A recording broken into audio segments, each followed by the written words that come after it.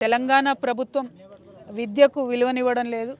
అది కూడా ప్రత్యేకించి పేదవాళ్ళు చదువుకునేటటువంటి వెల్ఫేర్ హాస్టల్స్ ఏవైతే ఉంటాయో, అదే ఎస్సీ కావచ్చు, ఎస్టీ కావచ్చు, మైనారిటీ కావచ్చు, బీసీ కావచ్చు, ఏ వెల్ఫేర్ హాస్టల్ కూడా ఇవాళ సరిగ్గా నడుస్తలేదు. అన్ని రకాల ఇబ్బందులు ఉన్నాయి. చాలా మటుకు ఏవైతే రెంట్లకు ఉన్నటువంటి హాస్టల్స్ ఉన్నాయో వాటికి రెంట్లు కూడా కట్టకుండా ప్రభుత్వం వివిధ రకాలుగా ఇబ్బంది పెడుతున్నది. ఇవన్నీ ఒక ఎత్తు అయితే, ఇదివరకు కౌన్సిలర్స్ ఉండి పిల్లలకు ఒత్తిడి లేకుండా ప్రయత్నం చేసేవాళ్ళు. ఇప్పుడు ఆ పిల్లలకు ఒత్తిడి ఎక్కువయ్యి ఈ 2 సంవత్సరాలలో దాదాపుగా 100 మంది పిల్లల పైచిలకు సూసైడ్ చేసుకునేటటువంటి విషయాలు చూసినాం. నేనే స్వయంగా నిన్న మొన్న కూడా హుజురాబాద్లో ఇంకొక పాప దగ్గరికి పోయినా, సిమిలర్ సర్కమ్స్టాన్సెస్లో చనిపోయింది.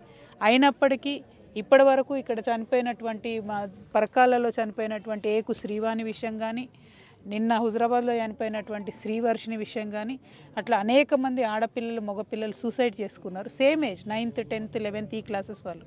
కానీ పట్టించుకోవడం లేదు ప్రభుత్వం.